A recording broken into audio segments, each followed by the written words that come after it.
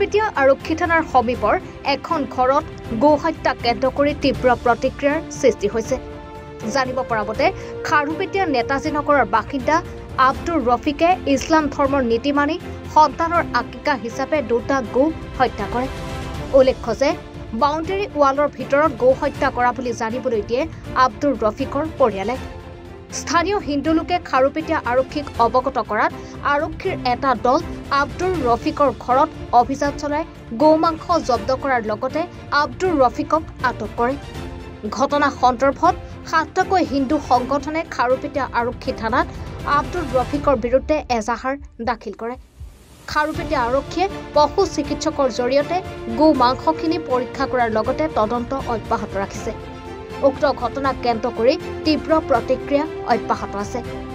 আব্দুৰ ৰফিক বৰ্তমান খাৰুপেটীয়া আৰক্ষীৰ জিম্মাত আছে। গম পালোঁ, গম পোৱাৰ পিছত ইয়াতে আহিলোঁ। অহাৰ পিছত চালোঁ যে পুলিচো আহিছে। পুলিচ অহাৰ পিছত তেওঁলোকে চালে যে ইয়াতে গৰু দুটা কাটিছে আৰু চাৰাউণ্ডিং আমাৰ হিন্দু এৰিয়া, মাজতে 4-5টা ঘৰমান মুছলিমৰ ঘৰ আছে। তেওঁলোকে কিবা কৈছে যে তেওঁলোকৰ কিবা আকিকা আছে বুলি, এই কৈ তেওঁলোকে গৰু দুটা কাটিছে। আৰু যিহেতু চাৰাউণ্ডিং হিন্দু, তেওঁলোকে এইটো কৰিব নালাগে। এতিয়া পুলিচে আহিছে, পুলিচে আইনী প্ৰক্ৰিয়াৰে যি কৰিবলগীয়া আছে কৰি আছে। না, বাউণ্ডেৰীৰ ভিতৰত কৰিলেও যিহেতু চাৰাউণ্ডিং আমাৰ হিন্দু এৰিয়া, তো চৰকাৰৰ এটা গাইডলাইন আছে যে 5 কিলোমিটাৰ এৰিয়াৰ ভিতৰত গৰু কাটিব নোৱাৰে। তথাপি তেওঁলোকে জোৰকৈ কাটিছে, এইটো বৰ বেয়া কথা।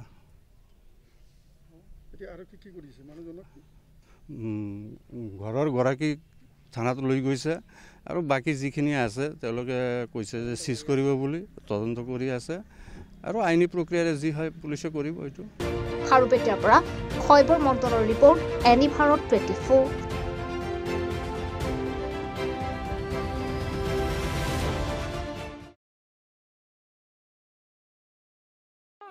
ৰব, আপুনি যে এটা অপৰাধ কৰিবলৈ গৈ আছে, আপুনি জানেনে? এই নাবালিকা গৰাকীক এতিয়াই বিয়াত বহোৱাটো যে এটা অপৰাধ, আপুনি জানেনে?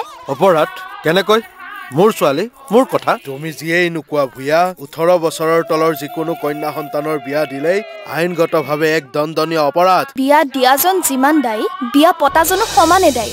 এতিয়া তাই পঢ়া শুনা কৰাৰ বয়স, খেলা ধূলা কৰাৰ বয়স। তাইক খেলিবলৈ দিয়ক, পঢ়িবলৈ দিয়ক, আৰু চাব এদিন আপুনি তাইক লৈ গৌৰৱ অনুভৱ কৰিব পাৰিব। এতিয়াই তাইক সংসাৰৰ বোজা দি তাইৰ ভৱিষ্যত জীৱনটো অন্ধকাৰ কৰাৰ অধিকাৰ তোমাৰ জানো আছে?